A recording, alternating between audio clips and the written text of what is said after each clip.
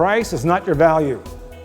How you meet someone's motivational buying factor, that emotional need, that's your value.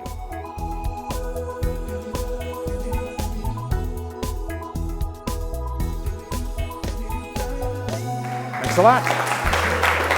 All right, that's me, Jordan Productions, video work for websites, social media, and also broadcast. But today, I want you to think about your own company. What do you tell people when they ask, what do you do? What's your message? Now, if Ernie were here, I'd pick on him, but he's not here, so I'll pick on him anyway.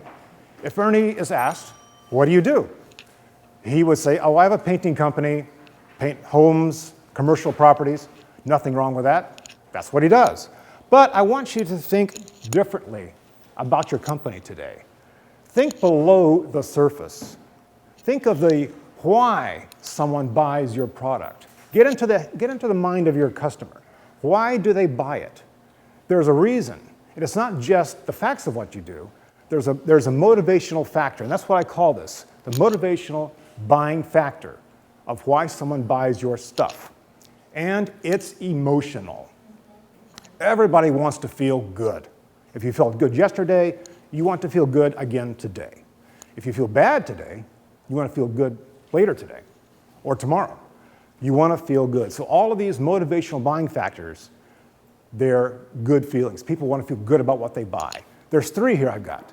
And most of these kind of cover almost everybody here. Safety, security, an overall good feeling, a new love for their life. So the first one, safety and security. Who is that? Johnny Yao. Yao's Roofing. You give safety and security to a homeowner. If, say, your customer's a guy, a husband and a father, there's a storm outside. He says, kids, get in the house. Why? Safety and security is in the house. But if the roof leaks, now he's feeling almost inadequate. He can't provide that safety and security. You come along, you fix the roof. Now, he can provide safety and security. That's the motivational buying factor for you. You provide safety and security, and the husband or the wife can also provide that to the family and the possessions. Lee Hoffman also, Affleck, safety and security. Someone gets sick, they get hurt, loss of income, you provide safety and security. That's your motivational buying factor.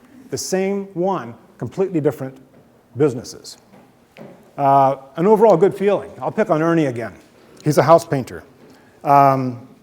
He's done, and now the homeowner pulls up in the driveway.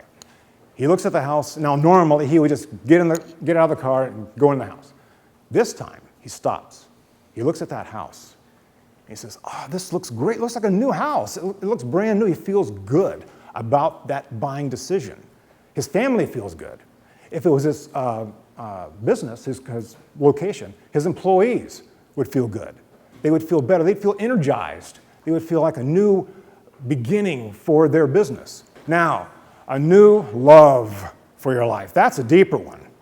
That, I think, is Priscilla.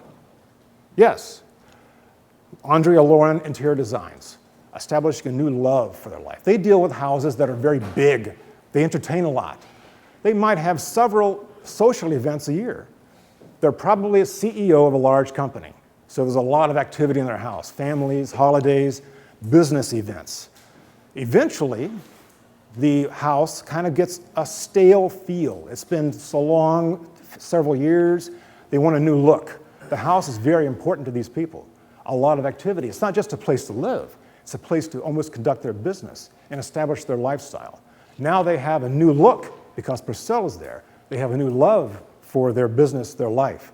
That's a very strong motivational factor for buying. Very strong. Don't let price be your motivational buying factor. Price is not your value. How you meet someone's motivational buying factor, that emotional need, that's your value. You fix roofs, but your value is that you bring safety and security to that family. That's your value, not your price. Now, price will get in there somehow, eventually, but don't let price be your value. This is the second most important slide I've got right here. If you merely tell somebody the facts of what you do, you're hoping the motivational factor is there.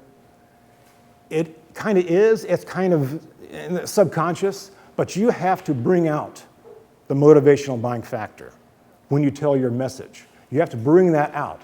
It's subtle, it's kind of below the surface. People don't think of it all the time. So you have to bring it out. This is the most important slide right here. This is the one you have to remember. Because when you discover your motivational buying factor for your business, you must attach your business to that motivational buying factor.